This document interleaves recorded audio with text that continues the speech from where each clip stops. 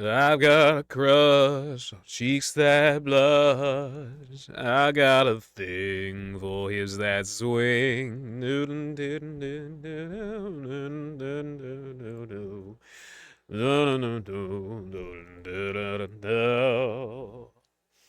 So the internet has managed to both further obscure and simultaneously mainstream the concept of masquerade balls.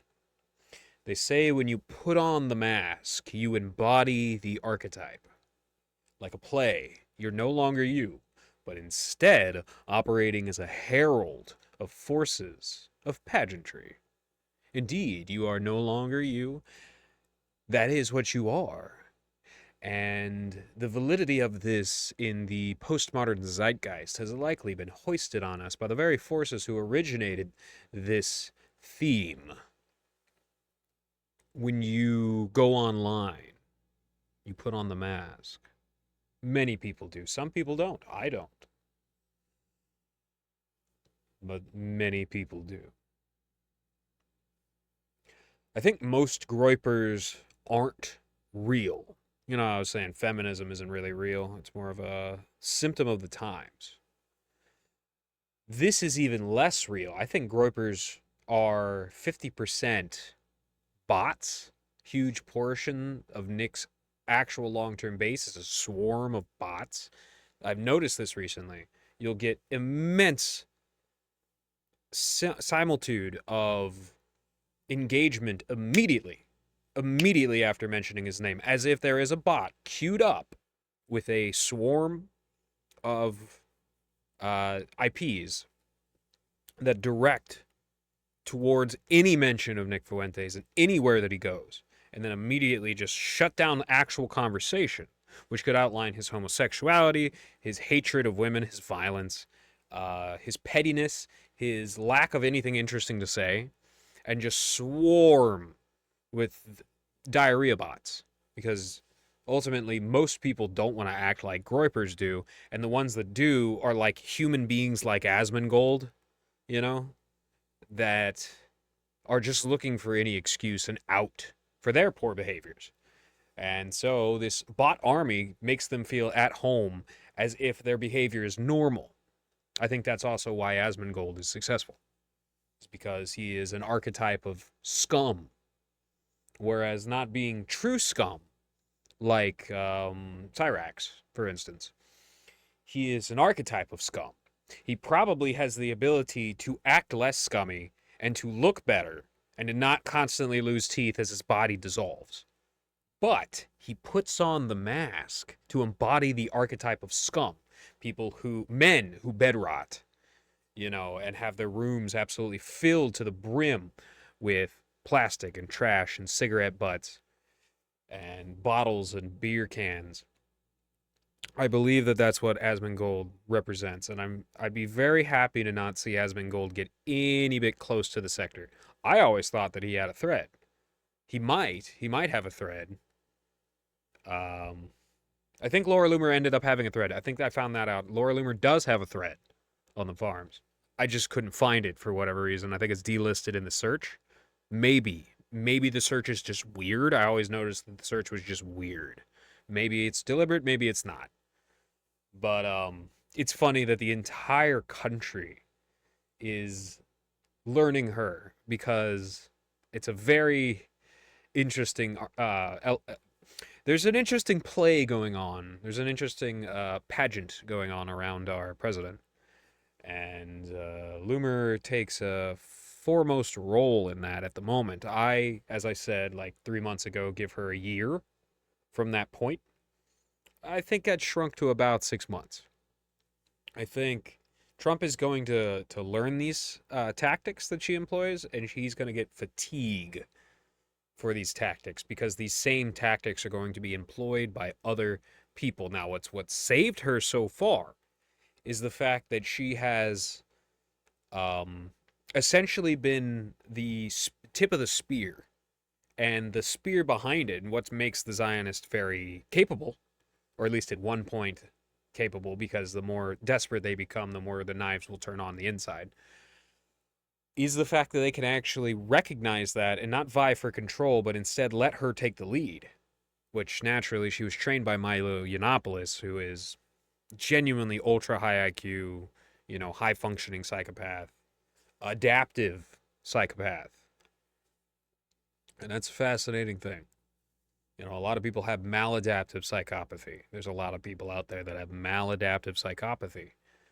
But they could actually become incredibly strong and powerful if they had adaptive psychopathy, which requires them to, in their own minds, even if they can't empathize with the person right then and there, to stack data in their head and build a construct of other people in order to not step on their toes, demoralize them, make an enemy of them, but instead to operate as a leader, as a coordinator.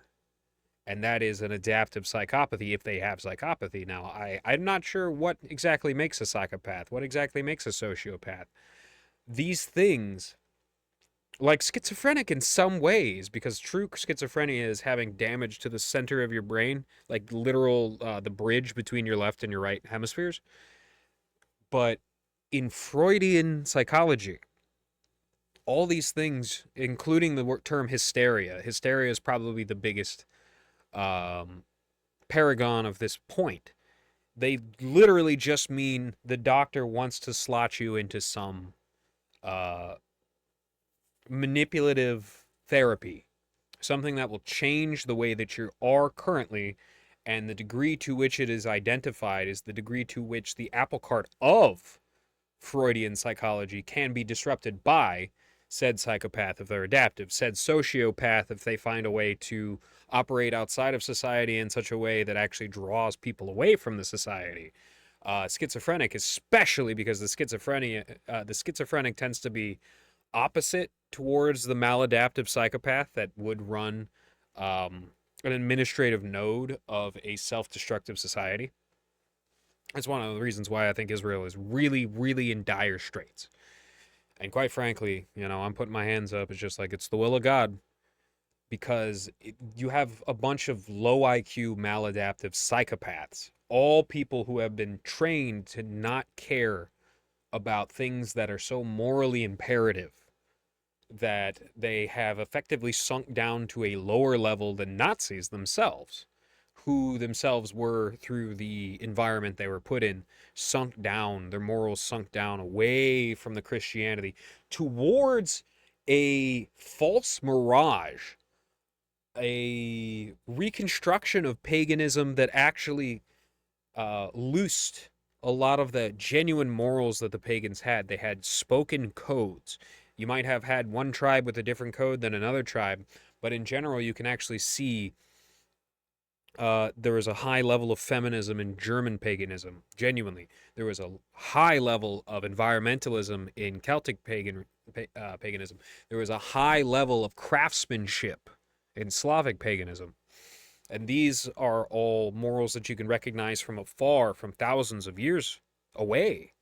But there is also deep morality shot through both ancient Israeli society, especially those after Abraham, Isaac, Jacob, David. I think Solomon tried his hardest to pull out everything in the book, but what he did was selfishly indulge in the world to the point where he became an absolute slave. He gave up. If you read Solomon, if you read his works, you'll find out he gave up his free will. He gave up his free will. And so the angel masquerading as light, Lucifer, took him over and made his home a coven of demons. So like you have that, and then you have the ups and the downs that came after that. And the people that killed Christ were in a major downswing. And the neighbors just went, you know what? You just killed a village, every man, woman, and child under Roman protectorate. We're done with you. And then the Romans saw an opportunity to take more administrative power over an area that had rebellions against their culture. It's that simple. So anyways, let's get back on track, shall we? As I said, I think a vast majority of Nick Fuentes' following is robots.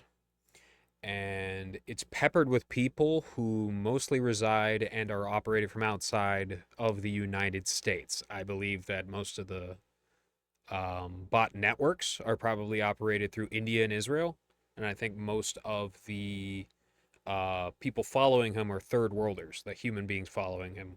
Indonesia, Philippines, Mexico, et cetera, et cetera. That's what I genuinely believe. High population third world societies, and you have the more techno feudal societies in Israel and India running the bot accounts. That's what I personally believe. I've observed him for a little bit now. I don't like looking at Nick Fuentes. He gives me the ick. But observing him over this last week of him making a fool of himself has allowed me to see like this the numbers aren't right. Trump doesn't get the same numbers that Fuentes does, and that doesn't mean that Fuentes is a shoo-in for the presidency. It means that there is a sloppily ran astroturfing campaign meant to set him up.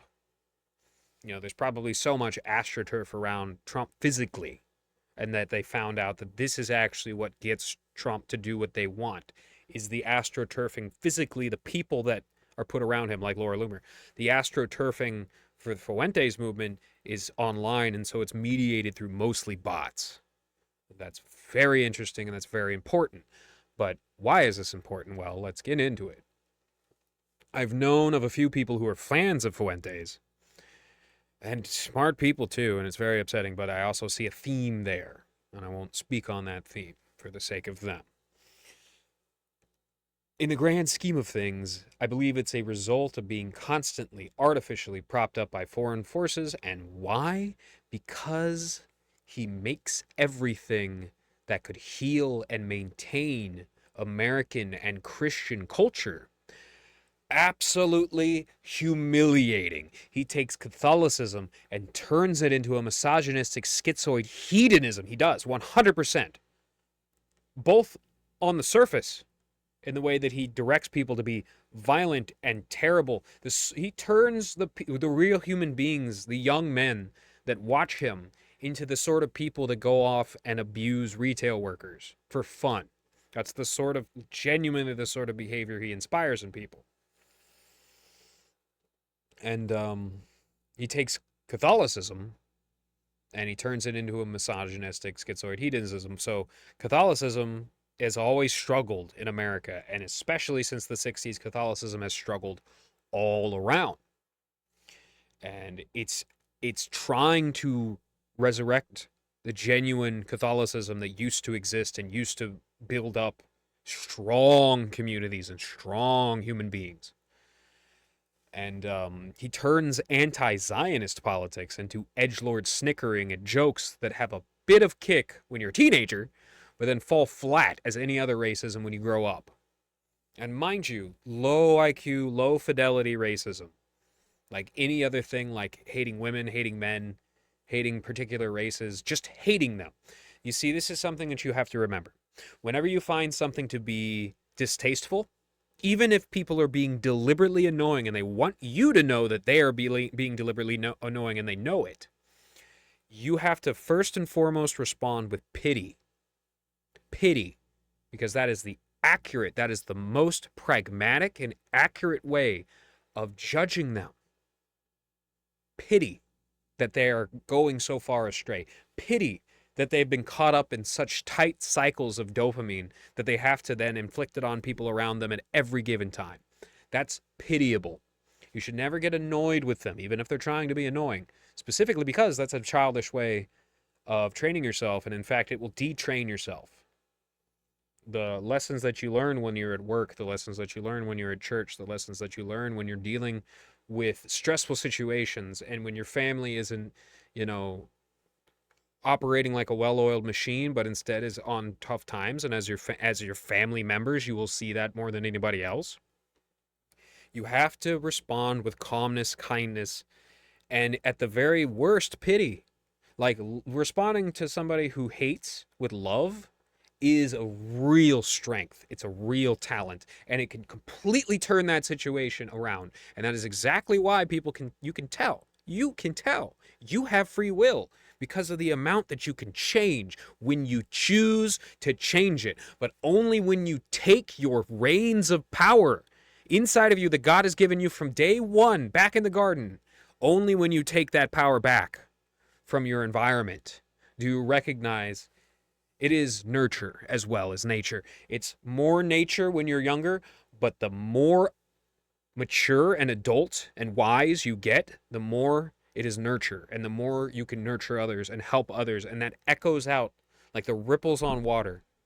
When a pond has a stone thrown in it, it echoes out and it bounces off other things, and it can have all sorts of positive effects. Just like the negative you can do has all sorts of negative effects. And mind you, if you accidentally step on somebody's toes, accidentally, you don't have to really apologize for it. But guess what? It does make things a little bit better. You necessarily don't want to train people you don't want to reward bad behavior and train people to be pedantic and petty and easily offended. You don't want to train that. I get that. That's a big sentiment on the right. But you genuinely do not want to respond by getting annoyed and then inflicting your annoyance out on other people, because that does echo into the universe. That has a butterfly effect, and it will make things worse. And the more people do that, the more bad stacks. Everybody needs to have morals, and everybody needs to have rules. You know. You know. So, what Fuentes does, in a time when a mass slaughtering of human beings has taken place, he is repeating all the talking points that Zionists use to undermine arguments against the triple parentheses, does use Bergen. You know, that crap. He is legitimately the spearhead for that crap that gets in the way of being able to help those people. Say somebody is a Zionist, but they're not physically heavily invested in Zionism. You can pull them back. You can plant seeds that, if watered correctly, sometimes by you, sometimes by others, sometimes by God, plant those seeds and see what happens, because maybe you could save a soul, and maybe through saving that soul you can save countless lives down the line, because God only knows what's in store for all of us.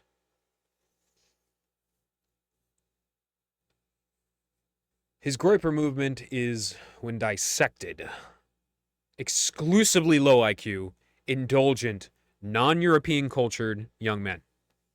The human beings that actually inhabit this. And they praise themselves for their weakness. And this is the big thing that you got to take away from this. Is anybody who praises themselves for their weakness, you included, think, oh, I own that person so much. Well, how about pulling them up instead? You know, maybe they were a bad person, but that doesn't mean that they're always going to be bad, because they have free will as much as you have free will. You're not a bad person because of the political party that you have voted in. You're not a bad person because, and even though that's a choice, you're not a bad person because of the skin color that you have, which isn't a choice. You're not a bad person for, you know, the friends and the family that you keep, although you are who you put yourself around. You're a bad person when you choose to be a bad person, and you're a good person when you choose to be a good person. It's that simple. It's that simple. Do not pat yourself on the back for weakness. And when you see other people doing that, pity them, because it is pitiable.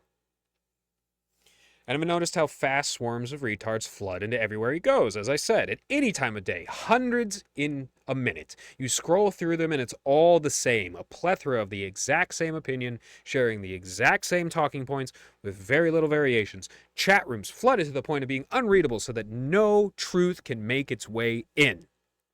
I believe these are artificial networks of interlinked bots, extremely low IQ young men who are over-socialized and can't tell fake from real, and hedonistic sexual predators preying on young men like Ali Jamal. And they're you know, these young men, they're programmed to have low impulse control and to hate women. That's a big thing in all this. You know, he's not just some little gay kid in his mom's basement in Chicago, although that is a qualifying factor of Fuentes' life. He has been attached from a very young age to a very self-destructive movement that is echoing in its decisions year after year into the destruction of a lot on the right and in the center right. And what he is effectively doing at the moment in the last week, and why I'm so ticked off on him, he's balkanizing the right. People that can work together to save countless lives. People who have more money than the Democrats, have more autonomy than CNN watching boomers. He's balkanizing the right. And I hope he ends up like Bosnia in the 90s.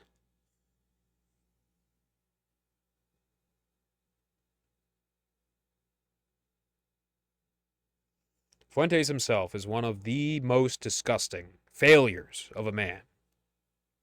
With the ability to lie to himself and others, his only refined talent. A bulimic man, swiftly approaching self-dreaded middle age, who's dissolving both physically and psychologically. A person who was likely sexually abused as a young boy. I hate to say this, but it's very likely true. It's very likely he comes out of Novus Ordo circles in Chicago. And if I remember correctly, the Chicago prelate is a monster. And I'm not sure who would have been the prelate when Fuentes was like 16, 17. But the history of the Saturnine Gnostic hellscape that is Chicago, I've seen it. I've seen it inflict itself on my good friends to their detriment. It is a nightmare. And that's why Fuentes has been famous since he was 18. Because only then could he have actually operated as an adult. And they didn't want to give away too much information about the fact that he's already been connected since way before then. And how? Because he was a grooming victim and likely sexual abuse victim. I would put money on that if I was a gambler, which I'm not because I'm not a degenerate. I hardly even like spending money on valuable things, let alone that garbage. And trust me, I don't want any free money. Everything has a cost. Not supporting those businesses. I don't think I've ever gambled in my entire life, other than a few scratch-offs that I bought back in the day. Will admit, that's wrong. It's bad. Although one time I did win $500 on it, off it in the middle of the night. And I woke my girlfriend up and I told her the good news and she was very excited. And that's that, you know. Like, it's not worth it. It's not worth it.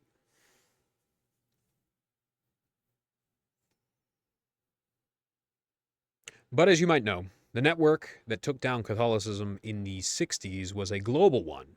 American, Swiss, Italian, French, British, and Israeli. To name a few, all these 100% implicated in Operation Gladio, which took over the Vatican, killed John Paul I in 33 days. Naturally, Freemasons from all the most Freemasonic countries. Come to find out, these same countries have the highest levels of sexual abuse.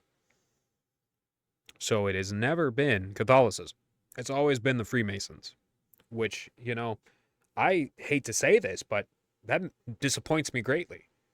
Because I've studied Gnosticism a lot. I've studied Freemasonry a good deal, what I could get my hands on. And it's just, why would you do that? Why would you be so depraved? I'm sure it's... And I think it has a lot to do with the fact that it's the structure.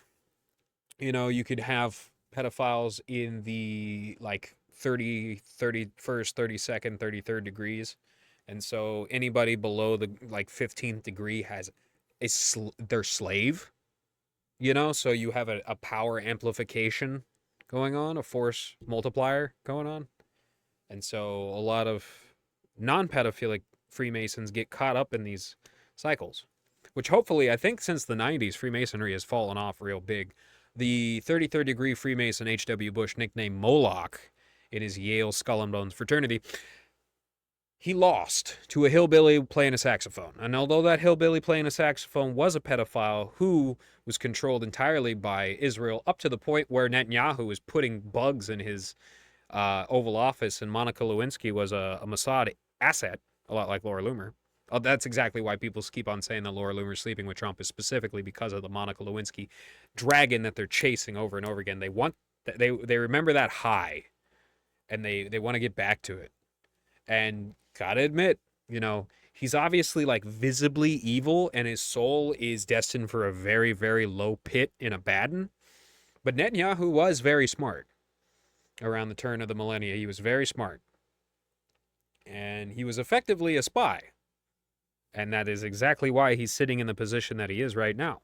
Because he put the legwork in to actually entrap various politicians in very high levels. He literally put the legwork in. And that's why he is in the position that he is. And I really need to outline that so people don't get it twisted thinking that, oh, this poll says all the Israelis support the Gaza Holocaust. No, they don't. 40 to 60%, somewhere in that range, probably even more by now. Probably more every single month, are very unhappy with the way things are going. Many people ex-IDF themselves. A huge portion of the Israeli society, either IDF or ex-IDF, because they have a mandatory draft at 18 for men and women. So it's important to note that it is not all Israelis, really, truly, not all Israelis. That doesn't mean that you should ever bridle your tongue when it comes to criticism of Israel, but you should also separate the government. Be better. Don't say, oh, all white people are Nazis. Oh, all Palestinians are Hamas. Oh, all Israelis are Netanyahu. Don't be that way. Don't be that way. That's low IQ. That's destructive. And you're wrong. So, pedophiles like Ali Alexander are perfectly in line with or Ali Jamal, whatever. They're perfectly in line with the mission statement of his Me First movement. It's all he's ever known, and it's depressing to look at for too long. Protestants are venerable in their strict adherence to monadality of the Almighty, right? They don't even want to tie any sort of idolatry. A lot of them are iconoclasts, especially the Calvinists. They don't want to tie any physical material to the concept of God other than Christ himself, not even Christ's mother. And there are actually a few Calvinist sects that even deny Trinitarianism, as in no Holy Spirit. That's a fascinating thing. I think that last one is effectively apostasy, but I think the iconoclast Calvinists are closer to Islam than they are to like apostate demon worshippers, right? I do believe that their sort of New England Puritanism is in some way venerable. However, a lot of times they'll end up having less respect for the mother of Christ than Muslims themselves. That's important to note. But something else. There is no shame in borrowing a term from the Gnostics when you describe the hierarchy and pleroma of God in his angels and in his saints. Today is the day of the Assumption of the Blessed Virgin Mary. Important day. Beautiful day. For that matter, even Protestants have more love for Mother Mary than Nicholas J. Fuentes. He hates women. He hates motherhood and is a living lesson of why having children isn't as simple as making lab-grown meat. If you didn't know, he's a test tube baby. IgG antibodies pass through the placenta into natural-born children. Those that are born through alternative means end up consistently, and this is true, sicker, smaller, and less likely to survive. But Fuentes creates a lot of his problems too. He's obsessed with the feminine element of being seen. And he has contracted bulimia through, apparently it started with him being nervous and throwing up. I don't know if that's true, but he does have bulimia. It's eroding his teeth. It's eroding his esophagus. I'm not joking about that. It's giving him horrible back pain from retching all the time. This is true. This is a fact. And through the subsequent body dysmorphia of this, imbalanced his psyche. His esophagus is highly eroded. His teeth are severely damaged. Nothing that can't be helped through years of rehabilitation, but he likely never will go down that path, as his body dysmorphia as a gay man will start to exponentially increase as he hits the threshold of adulthood at age 27. Tucker is right. He's absolutely a little gay kid who crawled out from under a rock in the Saturnine prison of Chicago. His entire career exists to denigrate and degrade conservative values. That's true.